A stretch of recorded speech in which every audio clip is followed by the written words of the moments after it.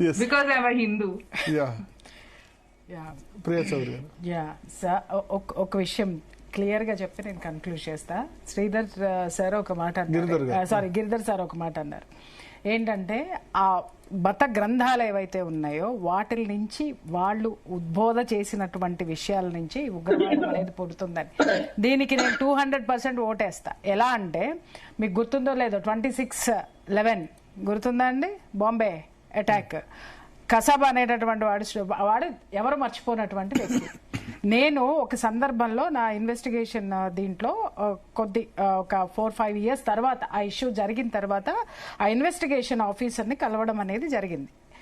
ఆ ఆఫీసర్ తోటి మాట్లాడుతూ ఇదే టాపిక్ వచ్చింది అక్కడ. సార్, ఇలా ఎలా తయారవుతారు వాళ్ళని వాళ్ళు ఈ ఆత్మార్పణ చేసుకోవడం అనేటటువంటి దాన్ని ఏ విధంగా ప్రేరేపిస్తారంటే, అప్పుడు ఆ ఇన్వెస్టిగేషన్ చేసింది ఆయన. ఆ కేసు మొత్తం ఆ కసబ్కి ఉరి శిక్ష పడడానికి దానికి సంబంధించిన ఆయన ఒక మాట మాట్లాడారు ఏంటంటే, ఆ అటాక్ అప్పుడు కసబ్ దొరికినాడు సార్. వాళ్ళకి దొరికినప్పుడు ఇమ్మీడియట్ గా వాళ్ళు ఎన్కౌంటర్ చేయొచ్చు, కానీ వాళ్ళు ఎన్కౌంటర్ చేయకుండా కసబ్ని ఎందుకు పట్టుకున్నారు అంటే, ఈ పని చేసింది పాకిస్తాన్ అని ప్రపంచానికి తెలియాలి. అది ఎవరు చెప్పాలి? అటాక్ చేసినటువంటి వాడు చెప్పాలి, వాడు ఒప్పుకోవాలి. అందుకని చెప్పి వాడిని పట్టుకొని అన్ని నెలలు సుదీర్ఘంగా వాడిని మేపడానికి కారణం ఏంటి అనంటే, వెనక చాలా చరిత్ర ఉంది. ఆ సందర్భంలో వాళ్ళు అతన్ని ఇంట్రాగేట్ చేసేటప్పుడు అస్సలు నోరు విప్పలేదట సార్. చివరికి అతను అతన్ని చేయగా ఒక చిన్న విషయంలో దొరికాడు ఏంటంటే, అతను పంజాబీ మూలాలు ఉన్నటువంటి వ్యక్తి. ఈయనకి పంజాబ్ వచ్చు ఇన్వెస్టిగేషన్ ఆఫీసర్కి. అక్కడ ఆ భాషతో పట్టుకున్నాడు. అతను మాట్లాడుతున్నప్పుడు ఈయనకు అర్థమయ్యింది ఏంటి అనంటే, అతనికి మదర్ సెంటిమెంట్ ఎక్కువ ఉన్నది. సో అప్పుడు ఆ మదర్ని బేస్ చేసుకొని ఆయన అడిగారు, నువ్వు మదర్ ప్రామిస్ చేసి ఇది ఎందుకు చేసావు అనేటటువంటిది చెప్పు అని చెప్పేసి అని మదర్ సెంటిమెంట్ పెడితే, అప్పుడు అతను చెప్పిన విషయం చెప్తున్నాను నేనే.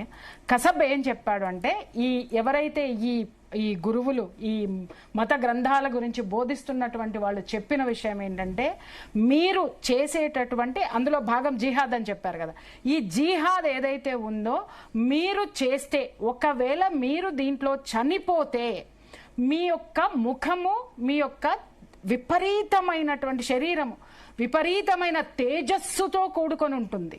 మీరు ఒక దేవదూతల్లాగా కనిపిస్తారు.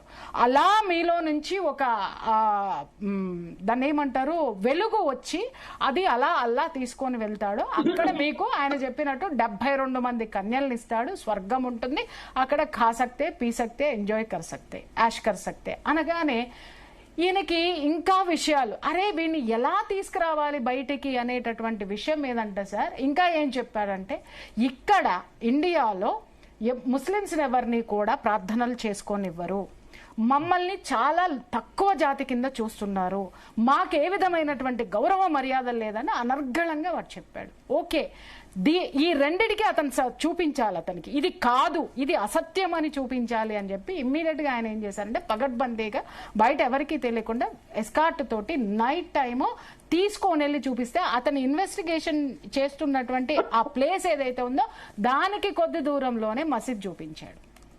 ఇదిగో రోజు నువ్వు హజా వింటున్నావు కదా, ఇక్కడ జరుగుతుంది ఇన్నిసార్లు, 5 సార్లు, రోజుకి 5 సార్లు నువ్వు వింటున్నావా లేదా, నీకు వినిపిస్తుందా లేదా, ఇది ఇక్కడి నుంచే.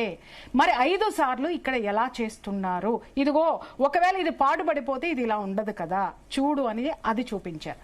రెండో విషయం ఏంటంటే, ఇక్కడ అన్నాడు కదా, చనిపోతే మేము చాలా తేజోమయంగా ఉంటాము, మా శరీరాలంతా తేజస్సుతో నిలిచి ఉంటాయి, మేము అంత గొప్పగా ఉంటాము అని చెప్పేసి అని.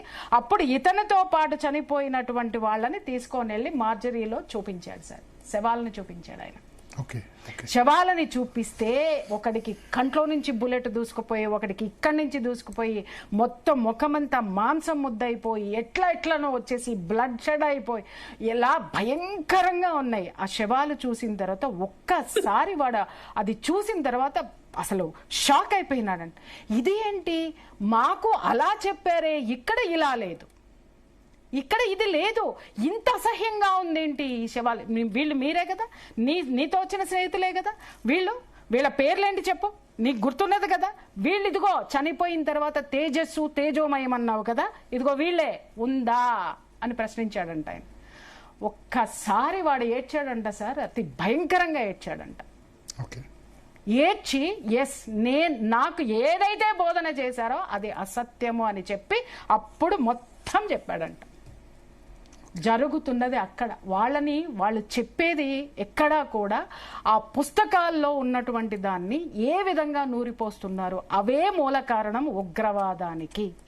ఆ చెప్పేటటువంటి వాళ్ళు ఎవరైతే ఉన్నారో ఆ మత గ్రంథాల మీద గురించి వీళ్ళకి నూరు పోసేదంతా కూడా లేనటువంటిది, ఎక్కడో ఉన్నటువంటి దాన్ని సృష్టించి వీళ్ళు ఒక ఇల్యూజన్ లో వీళ్ళని పెట్టి తీసుకెళ్ళి వెళ్ళడం అనేటటువంటి దాని నుంచి ఇది వస్తుంది.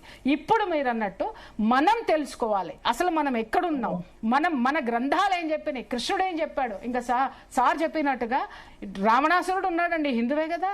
రాముడు ఉన్న యుద్ధం చేశాడు కదా, అతన్ని మరి పొట్టలో అమృతం ఉందని చెప్పేసి అని చెట్టు చాటు నుంచి యుద్ధనీతి కాదు ఎందుకు చంపాడు సార్? అక్కడ దుర్మార్గం ఉండకూడదు, దుష్టులు ఉండకూడదు.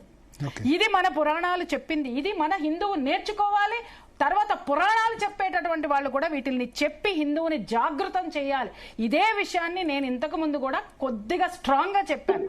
చెప్పినందుకు చాలా మందికి మనస్తాపం వచ్చిన ఫరక్ పడదు నాకేమి, కానీ చెప్పి తీరాలి.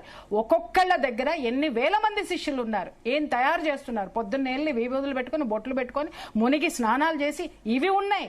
కానీ ధర్మం అనేటటువంటి దాంట్లో నీ ధర్మాన్ని రక్షించుకోవాలని ఎవరు చెప్తున్నారు? ఇది అవసరం మనకిప్పుడు. మనం తయారు చేయాలి మన యొక్క సైన్యాన్ని, మనం తయారు చేసుకోవాలి మన భారతీయుల్ని, మనల్ని మనం రక్షించుకోవడానికి, మన దేశాన్ని రక్షించడానికి. ఎంతమంది ఈ ఉద్బోధ చేసేటటువంటి వాళ్ళు, పురాణాలు చెప్పేటటువంటి వాళ్ళు కానీ ఇంకొకళ్ళు కానీ ఇంకా వాళ్ళ పేర్లు చెప్పను కానీ వాళ్ళని ఆ పదం ఉదాహరించను. వాళ్ళ కర్తవ్యం ఏంటి? ఖచ్చితంగా బాధ్యత ప్రతి ఒక్కళ్ళ మీద ఉంది. Okay, thank you.